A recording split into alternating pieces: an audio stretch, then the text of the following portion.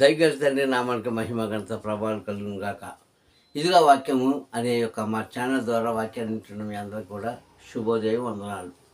ప్రతి సంగమం మీ అందరూ కూడా క్షేమం కలిగి ఉండాలని కోరుకుంటూ మరొక ఈ యొక్క ఉదయకాల సమయంలో తండ్రి మనకి ఇస్తున్న అమూల్యమైన వాక్యాన్ని మనం జ్ఞాపకం చేసుకుందాం. దినదినం కూడా ఆయన యొక్క నూతనమైన ఆశీర్వాదంతో మనం నింపుతున్నందుకు తండ్రి నామానికే మహిమ కలుగును గాక. హల్లెలూయా. మరొక సమయంలో ఆయన ఇచ్చే అమూల్యమైన వాక్యాన్ని మనము కొన్ని గడియలు జ్ఞాపకం చేసుకుందాం. మనము ఈ లోకంలో మనకి ఏదైనా అవసరమైతే, మనకి ఏదైనా ఉపకారంగా ఉంటే, ఉపయోగపడాలనుకుంటే ఒకరి మీద మనం ఆధారపడతాం. మనకు తెలియలేని విషయాలు తెలుసుకోవడానికి కూడా ఒకరి మీద ఆధారపడతాం. మనం చదివి ఉండొచ్చు, విద్యావంతులై ఉండొచ్చు, కానీ కొన్ని విషయాల్లో మనకు తెలియలేనప్పుడు ఆ పని తెలిసిన వారి మీద మనం ఆధారపడతాం అనుకుంటాం. సహజం, అది తప్పదు. ఇది లోకానుసారమైన ఆలోచన.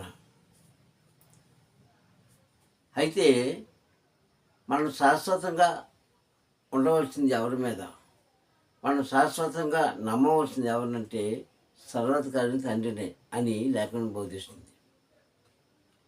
నీ మార్గము ఆయనకు అప్పగించు, నీ పనుల భారం ఆయన మీద వేయు, నీవు ఆయనను నమ్ముకో. ఈ 3 మాటలే ఖచ్చితంగా చెప్తుంది బైబిల్ గ్రంథంలో. ఈ 3 మాటలే మనం నేర్చుకోవాలి ప్రతి సంగమా. ఒకటేంటి, నీ పనుల భారం ఆయన మీద వేయు, నీ మార్గమును ఆయనకు అప్పగించు, నీవు ఆయనను నమ్ముకో. ఈ 3 విషయాల్లో మనిషి ఎక్కడో ఒక చోట దారి తప్పుకుంటూ ఉంటున్నాడు.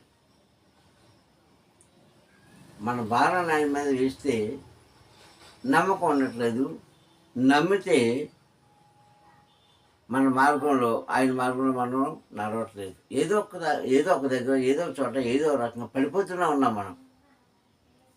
కానీ నిజంగా క్రైస్తవులందరూ కూడా తండ్రి మీద భారం ఇస్తే తండ్రి చేయను మొయ్యను అని అనలే. ఆయన నమ్ముకుంటే నా వద్దకు రావద్దు అని అనలే. అలాగే ఆయన మార్గంలో నడిస్తే నిన్ను నేను నడిపించను అని అనలేదు. ఇది మనం గమనించుకోవాలి. ఒక వ్యక్తి అంటే, నాయన నేను నడవలేకపోతున్నాను అంటే నడిపించాడు ఆయన్ని.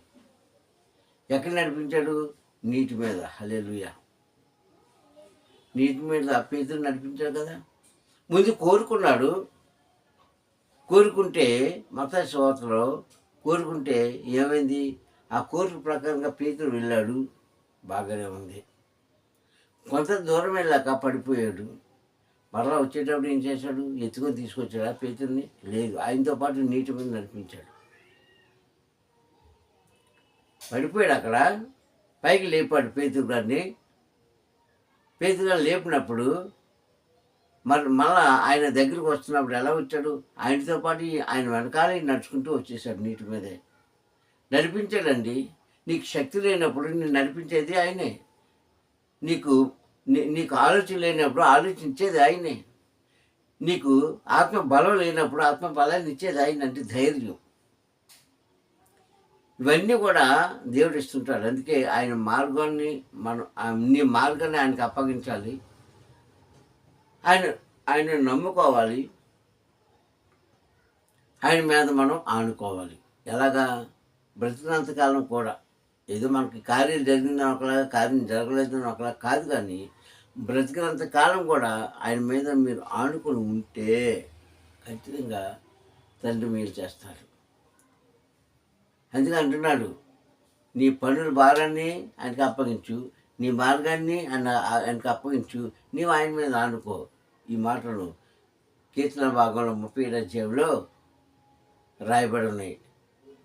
కీర్తన భాగం 37వ అధ్యాయంలో ఈ మాటలు మనకు కనిపిస్తాయి. కావున ఎప్పటికైనా సరే నీవు తప్పుడు మార్గంలోకి వెళ్తున్నావా, దాన్ని సరి చేసుకో. చూడండి, పిల్లల్ని నడిపిస్తూ ఉంటుంది ఒక తల్లి. వాడికి కాలు పీకనుకో ఏడుస్తాడు. అంటే అమ్మ చెంగు పట్టుకొని వేలపడతాడు. కారణం ఏంటి? నేను నడవలేకపోతున్నాను కనుక నువ్వు నన్ను ఎత్తుకో. అది ఆ ఏడుపుకి అర్థం. ఆ ఏడుపుకి అర్థం. ఈమె చేతిలో ఏమైనా నా బరువైన వస్తున్నాయనుకో అవి కింద పెట్టేసి ముందు పిల్లవాడిని ఎత్తుకుంటుంది. పిల్లవాడిని ఎత్తుకొని ఒక చేతితో బరువు పట్టుకొని ఇంటికి వస్తుంది తల్లి. అంటే వాడు నడవలేకపోతున్నాడు కనుక వాడిని ఎత్తుకొని ఇంటికి తీసుకొచ్చే భార్య ఎవరిది? తల్లిది. అంతేగాని నువ్వు నడుస్తున్నాడు లేదంటే లేదని రోడ్డు మీద విడిచిపెట్టి రాదు. వస్తుందా? రాదు. అలాగే మనం నమ్ముకున్న తండ్రి కూడా మనల్ని మధ్యలో విడిచిపెట్టేవాడు కాదు. మధ్యలో విడిచిపెట్టేసి నీ నీ తట్టలు నువ్వు పడు, నువ్వేమైపోతావు నాకు ఎందుకు అని అనలేదండి. అనలేదు. మనం ఏది మనం ఎక్కడైతే పడిపోతామో అక్కడ చేసి నుంచి మనం పైకి లేపుతున్నాడు. హల్లెలూయా. పడిపోతున్నా వంగిపోయాం నేను లేపుతాడు ఆయన. ఎందుకు నీవు ఆయన కావాలి కనుక. 18 సంవత్సరాలు ఒక అపవాది పట్టి దెయ్యం పట్టి ఉంగిపోయి నడుముతో ఉన్న స్త్రీని ఏం చేశాడు? ఇంకా వంగ కొట్టేశాడా? లేదే. 18 సంవత్సరాల తర్వాత ఆమెకు విడుదలనిచ్చాడు. ఇవన్నీ మత సోదరులు రాయబడిన మాటలే. 18 సంవత్సరాల తర్వాత ఆ ఉంగిపోయిన పడిపోయిన ఆమెకి విడుదలిచ్చి ఆమెను ఏం చేశాడు? నిటారుగా పైకి లేపాడు. హల్లెలూయా. క్రీస్తుకు పడగొట్టేవాడు కాదండి, నిలబెట్టేవాడు. తండ్రి దూషించేవాడు కాదండి, దీవించేవాడు. అయితే మనం వారికి అనుకూలంగా జీవించాలి సుమి. మనం అనుకూలంగా జీవించకపోతే జీవి దగ్గరే శాపం పెడతారు, నిలబడ్డవాడినే పడగొట్టేస్తారు. ఇందులో ఏం తేడా లేదు.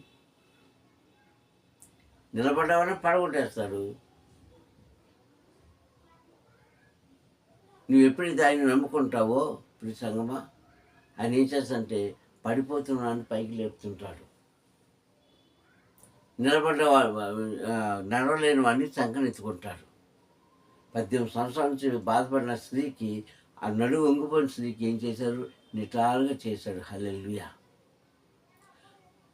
ఆయనను జీవితాంతం కూడా మనం నమ్ముకొని ఉంటే, నీ భారాన్ని ఆయన మీద వేస్తే, ఏ భారము? అప్పులు ఉన్నాయండి నాకు చాలా అప్పులు ఉన్నాయండి, నేను చాలా బాధపడుతున్నాను, నా కుటుంబంలో చాలా సమస్యలు ఉన్నాయి, నా భార్య నా మాట వినట్లేదు, నా పిల్లలు నా మాట వినట్లేదు, నా భర్త నా మాట వినట్లేదు. ఈ భారం కాదు వేయవలసింది, ఆత్మ భారం. హల్లెలూయా. జ్ఞాపకం పెట్టుకోండి. అది ఏమంటాడంటే ఏ భారాన్ని ఏమన్నాడు? ఆత్మ భారాన్ని ఏమన్నాడు? నీ ఆత్మ కృషించిపోయినప్పుడు, నశించిపోయినప్పుడు, బలహీనమైనప్పుడు ఆయన మీద ఆనుకోండి. నీ ఆత్మకు వాక్యం ద్వారా, అంటే ఆయన మాట ద్వారా శక్తినిస్తాడు, ఆయన మాట ద్వారా బలాన్ని ఇస్తాడు, ఆయన మాట ద్వారా ధైర్యాన్ని ఇస్తాడు, ఆయన మాట ద్వారా నిన్ను నడిపిస్తాడు. ఆయన చెప్పిన మూలార్థం ఏంటంటే నీ ఆత్మ కోసం చెప్పిన మాట. అలాగని శరీరం కృంగబెడతాడా? లేదు. శరీరానికి కూడా ఆయన బలం ఇస్తాడు, శక్తి ఇస్తాడు. ముందుగా నీ ఆత్మను సంతోషపరిస్తే నీ శరీరం అంతా సంతోషంగానే ఉంటుంది. మనకి ఏదైనా ఒక ఇంట్లో ఒక సంఘటన జరిగింది అనుకోండి, సంతోషకరమైన సంఘటన జరిగింది అనుకో, నీ ఆత్మ సంతోషిస్తుంటుంది, నీ శరీరం కూడా ఉప్పొంగుతూ ఉంటుంది. అప్పుడే మన కళ్ళలో వస్తాయి? కన్నీరు వస్తాయి. ఏ కన్నీళ్ళు అవి? ఆనంద బాష్పాలు అంటారే కదండి. ఆనంద బాష్పాలు అంటారు. అంటే ఆనందంతో కాదు కన్నీళ్ళు అవి, దుఃఖంతో వచ్చే కన్నీళ్ళు కాదు. ఇది ఎలా వచ్చిందంటే తండ్రి యొక్క అద్భుత కార్యము మన జీవితంలో జరిగించినప్పుడు అనుకోకుండా మన కళ్ళంటే వస్తాయి, కన్నీళ్ళు వస్తాయి, ఆనంద బాష్పాలు అంటాయి. ఆప్యాయత వచ్చిన ఏడుపు అది.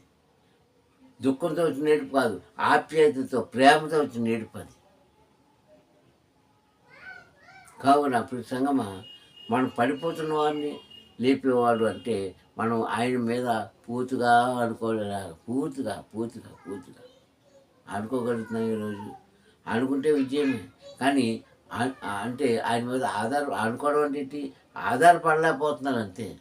సగం లోకం వైపు, సగం దేవుడి వైపు, సగం లోకం వైపు, సగం దేవుడి వైపు, సగం లోకంలోను, సగం దేవుడిలోను. అలా కుదరదు ఆయన దగ్గర. ఉంటే అటైనా ఉండు, లేదంటే ఇటైనా ఉండు. అంటే ఎడమవైపున ఉండు, కుడివైపున ఉండు. ఉంటే అంటే తండ్రి ఏ పక్కన ఉంటాడు? కుడివైపున ఉంటాడు. అలాగనే ఉండు. లేదంటే నీ నీ నీ లోకం నువ్వు అనుకున్న మాట ఎటువంటి ఎడమవైపు ఉంటుంది. అటువైపు పని ఉంటుంది. తప్పులేదు. అందుకే ద్వితీయోపదేశ కాండంలో ముందే చెప్పేశాడు. నీ ముందు ఇదిగో దీవెన పెడుతున్నాను, శాపాన్ని పెడుతున్నాను. ఏ దారిలోకి వెళ్తావో అది నీ ఇష్టం. ఇది అవునని కానీ అది కాదని కానీ నేను చెప్పను. ఎందుకంటే నీకు ఆలోచించాను, ఆయుష్కాలం ఇచ్చాను, జ్ఞానం ఇచ్చాను, వివేకం ఇచ్చాను కనుక నీవే ఆలోచించుకున్న నిర్ణయం తీసుకో అని అప్పుడు చెప్పిన మాటలు ఇప్పుడు మళ్ళీ మనం జ్ఞాపకం చేసుకుంటున్నాం. అయితే నేటి మనుషులందరూ కూడా, క్రైస్తవులే కాదు, మనుషులందరూ కూడా ఎలా ఉన్నారంటే ఎడమవైపే బాగా అనిచుకుంటున్నారు. ఎడమ ప్రక్కన ఉండడానికి ఇష్టపడుతున్నారు. కుడి పక్క రావడానికి వాళ్ళకి కష్టంగా ఉంది, ఇది ఇష్టంగా ఉంది. కానీ తండ్రికి ఇది కష్టము, ఇది ఇష్టం. మనిషికి ఇది కష్టంగా ఉంటుంది, ఇది ఇష్టంగా ఉంటుంది. తండ్రికి అది ఇది ఇష్టంగా ఉంటుంది, అది కష్టంగా ఉంటుంది. కాబట్టి ఇప్పుడు సంగమా మనం ఆలోచించుకోవాల్సిన విషయం ఏంటంటే ఇక్కడ ఆలోచించుకోవాల్సిన విషయం ఏంటంటే తండ్రి మనతో చెప్తున్న మాట ఏంటో తెలిసినప్పుడు సంగమా నీవు ఆయన మీద పూర్తిగా ఆనుకుని ఉంటే, ఆయన నమ్ముకొని ఉంటే, నీ మార్గం ఆయనకు అప్పగించగలిగితే సమస్తము సాధ్యమే. సమస్తం జీవితాంతం కూడా మేలే. అలాగని కీడు రావద్దని చెప్పలేదు ఆయన. మధ్య మధ్యలో కీడు కూడా వస్తుంటుంది. వాడిని అధిగమించి దాన్ని అందుకోగలిగితే వారి ధన్యులని లేఖన భాగం బోధిస్తుంది మనకి ఈ ఉదయకాల సమయంలో. ప్రతి సంఘం అందుకే అంటున్నాను, నువ్వు ఏదైతే చేస్తున్నావో అది అంతా కూడా జయం కలిగిస్తాడు అని అంటాడు. మొదటి రాజుల గ్రంథం 2వ అధ్యాయము, మొదటి రాజుల గ్రంథం 2వ అధ్యాయము 2వ వచనాన్ని నుంచి మనం చూసినట్లయితే అక్కడ దావీదు గారు సొలొమోనుకు చెప్పిన మాట ఏంటో తెలుసా? నాయన, మన పూర్వీకులందరూ వెళ్ళిపోతున్న దారిలోనే మన పితరులందరూ వెళ్ళిపోతున్న దారిలోనే, అంటే మరణం కోసం చెప్పిన మాట అది. నేను వెళ్ళిపోతున్నాను. అయితే నీవు ఆయుష్కాలం పొందుకున్నవాడు కనుక, నీవు యవనస్తుడు కనుక, నీవు నా కుమారుడు కనుక ఒక మాట చెప్తున్నాను వినని ఆ చివరి గడియలు చెప్పిన మాట ఏంటో తెలుసా? నీ తండ్రి 50 నువ్వు నమ్ముకొని ఉంటే, ఆయన మీద నువ్వు ఆనుకొని ఉంటే, ఆయన మాటకు నువ్వు విలువ ఇవ్వగలిగితే, ఆయన మార్గంలో నువ్వు నడవగలిగితే ఈ లోకంలో నువ్వు ఏ పని పూనుకున్నా ఎక్కడికి వెళ్ళినా ఆశీర్వదించబడతావు అన్నాడు. ఏ పని అంటే చెరపనులు కాదు. చాలాసార్లు చెప్తుంటాను. బాగా అన్నాడు కనుక వెళ్ళి సాలకొట్లు వెళ్ళి తాగడం కాదు, లేదా మోసం చేయడం కాదు. తండ్రికి ఇష్టమైన పనులు ఏదైతే నువ్వు తలుస్తావో అది ఆయన ఆమెనంటాడు, అవునంటాడు, జరిగిస్తాడు, ఖచ్చితంగా జరిగిస్తాడు అని తండ్రి కుమారుడు సొలొమోనుకు చెప్పిన మాట అది. ఈరోజు మనందరికీ చెప్తున్న మాట. కాబట్టి ప్రతి సంగమా మనము మంచి పనులు, మంచి కార్యాలకు వెళ్తున్నాము అంటే దానికి గల కారణం ఏంటంటే తండ్రి నువ్వు ఆయనకి అప్పగించబడాలి, నువ్వు ఆయన చేతిలోకి వెళ్ళిపోవాలి, నువ్వు ఆయన అడుగుజాడలో నడవాలి. అంతా జయమే, నీకు అంతా జయమే.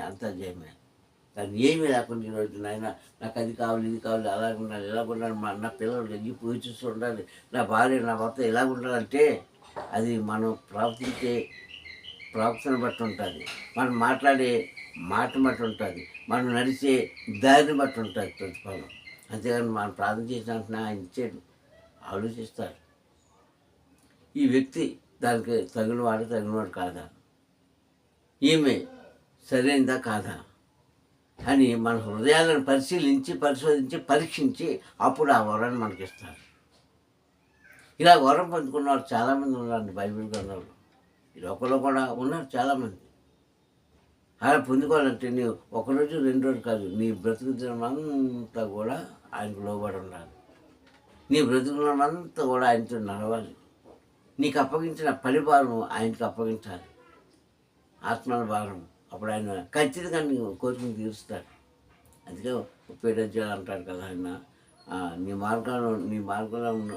మార్గమును తండ్రికి అప్పగించు, నీవు ఆయన మీద ఆడుకో, నీ భారాన్ని ఆయన మీద వేయు, అప్పుడు నీకు జయం పొందుకుంటావు అంటాడు అక్కడ ఆ మాటల్లో. కావున ఎంతమంది అయితే ఆయన నమ్ముకుంటున్నారో, నీ భారాన్ని ఆయన మీద వేస్తున్నారో, మనస్ఫూర్తిగా హృదయపూర్వకంగా ఆయన మీద విశ్వసిస్తున్నారో, వాళ్ళందరూ కూడా బహుగా దీవించబడతారండి. బహుగా అంటే చెప్పలేము, ఇంత అని చెప్పలేము. గొప్పగా దీవించబడతారంట, గొప్పగా ఆశీర్వదించబడతారంట. ఇలాంటి ఆశీర్వాదాలు మనం మీ అందరూ కూడా పొందుకోవాలని ప్రభు పేరు నేను కోరుకుంటున్నాను. పురి సంగమా, తండ్రి నామమున మిమ్మల్ని కోరుకుంటున్నాను.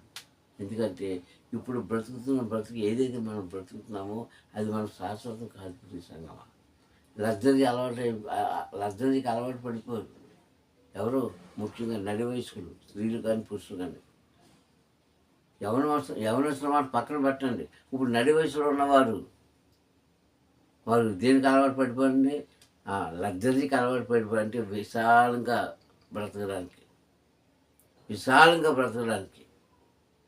సంతోషంగా బ్రతకడానికి, ఎలాంటి తప్పుడు పనులు సరే చేసేసి అందులో ఆనందపడడానికి వారు సిద్ధపడి కలిగి ఉంటున్నారు ఈరోజు. మరి ఇలాంటి వారు ఉండబట్టే కదా మంచివారికి కూడా చెడ్డ పేరు వస్తుంది. ఇలా చేయబట్టే కదా సాటి మనుషులని, అంటే మనుషుల మీద మన మీద వారికి అసహ్యం పుడుతుంది. ఇవన్నీ ఎలా వస్తున్నాయి ప్రియ సంగమా? మన ప్రవర్తన బాగోలేదు కనుక, నీ మార్గం తండ్రికి అప్పగించలేదు, నీవు ఆయన అడుగుచాడో నడవలేదు, ఆయనను సంపూర్ణంగా నీవు విశ్వసించలేదు కనుకనే ఇవన్నీ కూడా తండ్రి మనకి బహుమానం ఇస్తున్నారు. జాగ్రత్త. ఆయన నుంచి చక్కని బహుమానం పొందుకుందామండి. ఆయన ఆశీర్వాదం అనే బహుమానం పొందుకుందాం. అది మనకి, మన పిల్లలకి శ్రేయస్కరంగా ఉంటుంది అంటారు. కానీ మనం ఏం చేస్తామంటే ఈరోజు వాటి నుంచి మనం దూరం అయిపోయి, ఇప్పటికేదో బ్రతకవులండి, ఇప్పటికేదో తిన్నామండి, ఏదో సంపాదించుకోనండి, రేపు మాకు వద్దండి అనుకుంటున్నామేమో. నీకు అవసరం లేకపోతే కానీ నీ వెనక తరం వారికి అది కావాలి. వారి కోసం సరే తండ్రితో నువ్వు ఐక్యం కలిగి ఉంటూ నువ్వు ఎక్కడికి ఏదైతే చేస్తున్నావో ఆ పని ఆయనకి అప్పగించాయి. నువ్వు ఏదైతే తలంచుతున్నావో ఆ తలంపు, ఆ ఉద్దేశాలు ఆయనకు చెప్పు. ఖచ్చితంగా నెరవేర్చి నిన్ను ఆశీర్వదిస్తారు, దీవిస్తారని తెలియజేస్తున్నాను. ప్రార్థించుకుందాం. మహాకరుణుడా, సర్వత్కారి, నీకు స్తోత్రం చెల్లిస్తుంది తండ్రి. ఉదయకాల సమయంలో నీ అమూల్యమైన వాక్ ద్వారా మా అందరితో మాట్లాడేందుకు స్తోత్రం చెల్లిస్తాను తండ్రి. అవివేకమైన దీపాన్ని ఆర్పేసి వివేకమైన జ్యోతి మా జీవితంలో వెలిగిస్తామని, అయ్యా వాక్యాన్ని బిడ్డలందరికీ కోరుతండి. నూతనమైన శక్తి, బలం, ఆరోగ్యం ఇస్తామని, నామాన్ని కనపరుచుకుంటామని మా ప్రియ రక్షకుడైన మెస్సీ నామని ఈ ప్రార్థనలు సమర్పించుకుంటున్న పరం తండ్రి. హల్లెలూయా, హల్లెలూయా, హల్లెలూయా. మీ అందరికీ మరొకసారి సర్వమండి తండ్రి మమ్మల్ని దీవించి ఆశీర్వదించగాక. Praise the lord, praise the lord, praise the lord. My god bless you. Praise the lord. Hallelujah.